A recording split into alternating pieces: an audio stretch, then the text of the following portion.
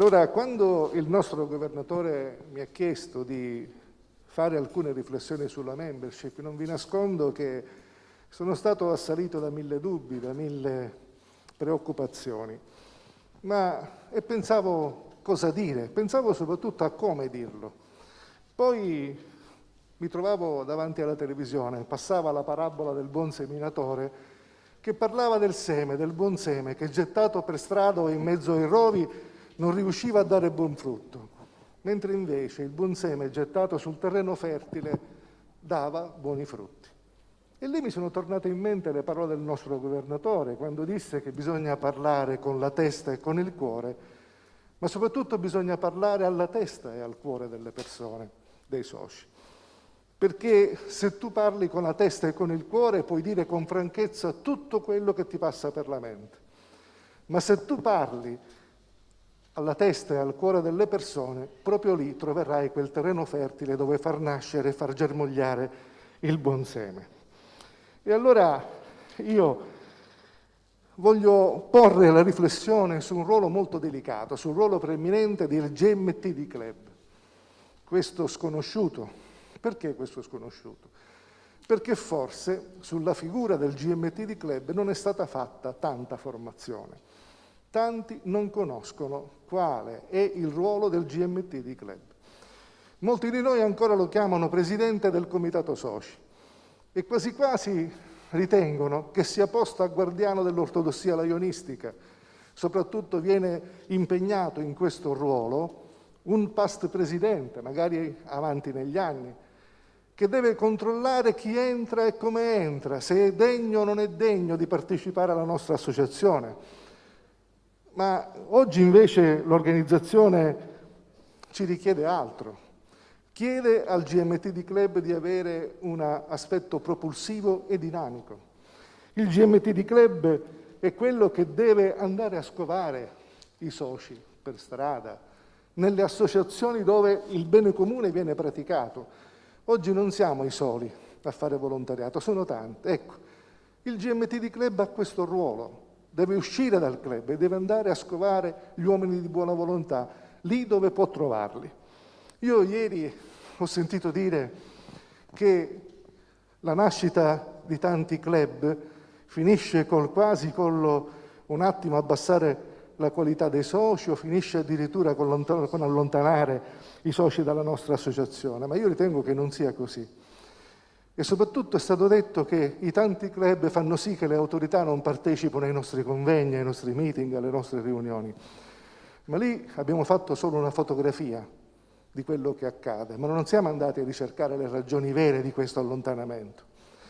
Solo chi ha fatto il presidente di club negli ultimi anni può capire questa cosa.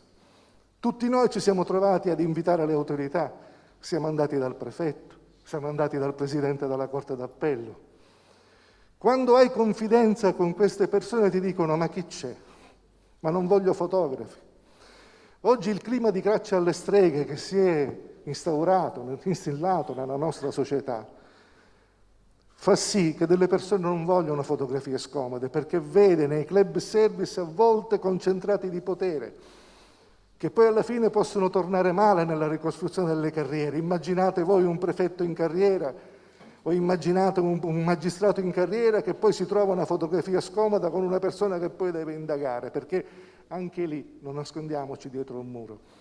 La verità è che la caccia alle streghe fa sì che il colletto bianco è il primo ad essere sottoposto a queste cose.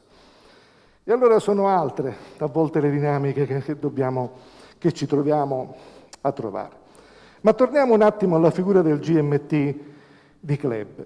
Diceva Melvin Jones che dobbiamo portare dentro la nostra sessione tante più persone possibile se vogliamo fare le cose in grande, se vogliamo coltivare quello che era il suo sogno di vedere tutti i Lions in grado di rispondere a tutti i bisogni umanitari. La nostra associazione è una grande organizzazione. Molti parlano della solidarietà e sussidiarietà. Bene, tutte e due cose stanno nella nostra associazione. Dobbiamo specializzarci. A volte lo specialty club che tanti invocano può essere una realtà e un'opzione. Ci sono club che devono proprio soddisfare la propria vocazione al servizio facendo sussidiarietà ed altri facendo solidarietà. Non sono due cose che si annullano a vicenda, sono cose complementari. In una grande associazione ci sta di tutto. Ma, dicevo, il ruolo del GMT deve essere dinamico, propulsivo, deve andare, come dicevo ieri, andare a scovare nel cuore degli uomini di buona volontà il lionismo che è già dentro di loro. Deve farlo uscire fuori e lo deve portare nella nostra associazione. Un altro ruolo che viene dato al GMT di club è quello del mantenimento dei soci. Ecco, la retention, tutti parlano di retention. A volte, già l'ho accennato ieri, la formazione, così come è fatta, non ci aiuta in questa retention, perché soltanto trasmettendo il nostro amore e la nostra passione per la nostra associazione, io ho fatto di tutto per fare diventare mio figlio interista. È una sciocchezza. Ma così dobbiamo fare anche noi con chi entra nella nostra associazione, dobbiamo farli innamorare dell'associazione. L'amore, quando c'è, dura per sempre. E allora, ma il GMT può fare tutto questo da solo? No, ha bisogno un po' della collaborazione di tutti. E un'altra figura che deve essere rivalutata all'interno dei club è quella del censore. Il censore non è colui che dispensa multe o avvertimenti, è colui che deve creare l'armonia, la gioia all'interno dei club, è quello che deve creare quel terreno fertile perché possa nascere e coltivare nascere l'amicizia tra i soci e che questa possa portare buoni frutti. Mi è saltata la cuffietta, ma in qualche modo faremo. E allora,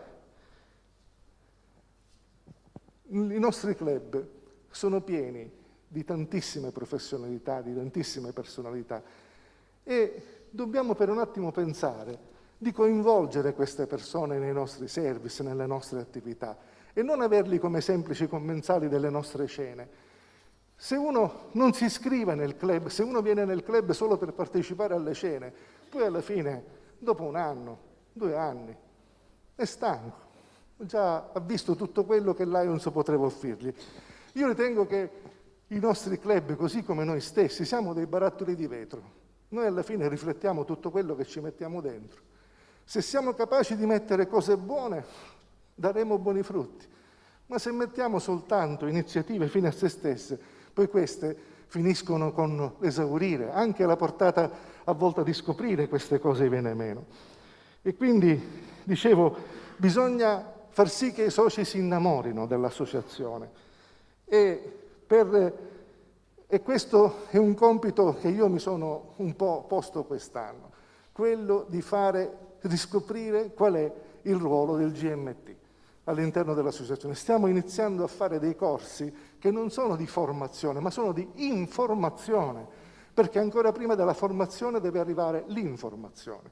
Fare capire soprattutto nei club che quando si sceglie il GMT non è un premio alla carriera, ma è l'incarico di grande responsabilità che viene affidato ad una persona che ha un compito preciso. E poi lì bisogna vedere anche quella che è la cosiddetta responsabilità di funzione. Il GMT, che nel corso del suo anno di servizio non ha portato un socio nell'associazione, ha fallito il suo compito. Ce lo vogliamo dire? Non possiamo pensare che portare i soci nell'associazione sia compito solo del presidente o di colui che in quell'anno riveste quella responsabilità. Ma questa responsabilità di funzione dovremmo avvertirla tutti, non solo il GM, tutti gli officer dovrebbero avvertirla. Anche lì, ieri abbiamo fatto tante discussioni, ma forse vogliamo anche abolire gli officer, ridurli, eccetera. Ma abbiamo pensato che forse meritano di diventare officer coloro che hanno manifestato capacità nel servire l'associazione? Anche questa è una domanda che ci dobbiamo fare. Così come per esempio non è il numero dei club che è un po' un ostacolo, perché a volte la fotografia è una contraddizione in termini, ci sono più club e meno soci, ma la responsabilità non è dei club che nascono. Io negli 8 club che sono nati negli ultimi 3 anni, 3 li ho portati io, ma la prima regola che mi sono imposto è che nessuno doveva essere socio di Lions International. sono quasi 100 soci nuovi nell'associazione. Nessuno di loro era socio. Non è un'operazione di maquillage di persone che escono da un club per entrare in un altro, ma tutti soci nuovi. Allora la responsabilità è di quei club che perdono soci. E a volte perché non pensiamo a ridurre questi club che perdono soci? Ancora abbiamo nel nostro distretto club con 8 soci, 8, non sono neanche in grado di formare il direttivo. E quando mi sono permesso di fare una telefonata e di chiedere ma com'è che succede? Ma noi stiamo bene così. E queste sono le risposte che ti vengono date. Allora forse io non ricordo governatori tranne uno, che era del mio club, che ha posto questo problema con serietà anche cercando di ridurre i club che a volte sono inutili per l'associazione, perché quando un club ha 8 soci, cosa può fare? Nulla, anzi, diventa addirittura un esempio negativo per coloro, anche per come viene vista l'associazione in generale. E allora io concludo questo mio intervento dicendo che questa responsabilità di funzione deve essere avvertita da tutti noi che amiamo la nostra associazione. Responsabilità di funzione